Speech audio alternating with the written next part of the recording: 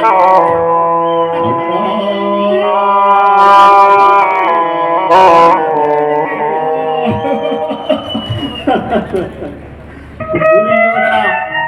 ನಿನ್ನ 99 ಮಂದಿ ಸಹೋದರರನ್ನು ಚಿನ್ನ ಮುನ್ನಗಳಿಂದ ನರಕದಲ್ಲಿ ನಿರಂಜನವನ್ನೇ ಮೂಡಿಸುವೆನು. ನರಕದ ಭಯಂಕರ ಹಿಂಸೆಗಿಂತಲೂ ಕುರುಕ್ಷೇತ್ರದಲ್ಲಿ ಈ ಶಕುನಿಯಿಂದಾಗುವ ಹಿಂಸೆ ಅತಿ ಭಯಾನಕ ಎನಿಸುವುದು. ತಾಯಿಯ ಕಣ್ಣೀರಿದ ತೊಯ್ದು ಗುರು ಹಿರಿಯರ ರಕ್ತ ಕಳಂಕಿತರನ್ನಾಗಿ ಮಾಡಿ ಪುತ್ರ ಶೋಕದಿಂದ ದಹಿಸುತ್ತಾ ನಿನಗಾಗಿ ಒಂದೇ ಒಂದು ದೊಡ್ಡ ಇಟ್ಟಿಸುವವರನ್ನು ಬಿಡುವಂತೆ ಮಾಡಿ ನರಕದ ಮಾರ್ಗವನ್ನೇ ಇಡಿಸುವೆನು.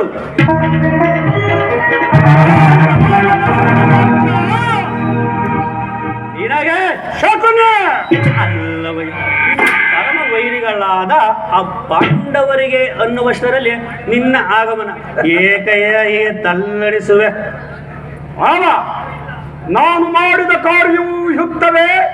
ಚಿಂತೆಗೆ ಕುರುರಾಜ, ಜೇತ್ರದ ಕೃತವರ್ಮಾದಿಗಳು ಸೈನ್ಯ ಸಮೇತರಾಗಿ ಹೊರಟರೆಂದು ದೂತರು ಸಮಾಚಾರ ತಂದರಲ್ಲ. ನಾನು ಅದಕ್ಕಾಗಿ ಚಿಂತಿಸುತ್ತಿಲ್ಲ ಮಾಮ. ಈ ದುರ್ಯೋಧನನ ಶೂರನು ತನ್ನೆರಡು ತೋಳ್ಬಲಗಳಿಂದ ಸಮಸ್ತ ಪಾಂಡವರ ಸೈನ್ಯವನ್ನೇ ಎದುರಿಸಬಲ್ಲೆ. ಆದರೆ ಈ ಜ್ಞಾತಿ ಹಿಂಸೆ, ಸ್ವೈತ ಕಲಹ ಇದು ಉಚಿತವೇ ಮಾವ? ಆ ದಿನ ನಾನು ದ್ವಾರಕೆಗೆ ಹೋದಾಗ ಕೃಷ್ಣನು ಯುದ್ಧವು ಅಧರ್ಮವೆಂದು ಎಷ್ಟೋ ವಿಧವಾಗಿ ಹೇಳಿದನು.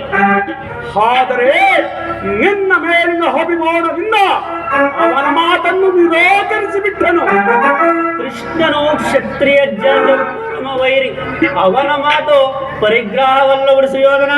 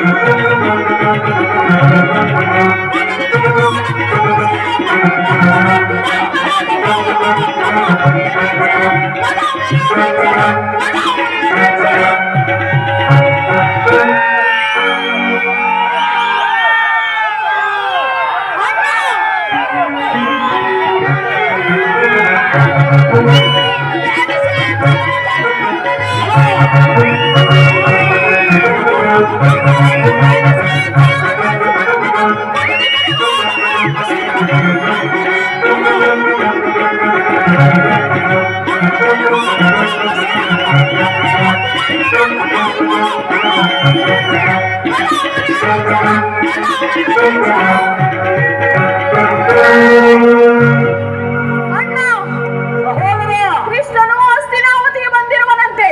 ನಾಳಿನ ಪ್ರಾತಃ ಕಾಲ ನಮ್ಮ ರಾಜ್ಯಸಭೆಯಲ್ಲಿ ಶಾಂತಿ ಸಂಧಾನ ನಡೆಸುವನಂತೆ. ಏನು ಸಹೋದರ, ಕೃಷ್ಣನು ಹಸ್ತಿನಾವತಿಯಲ್ಲಿ? ಸಹೋದರ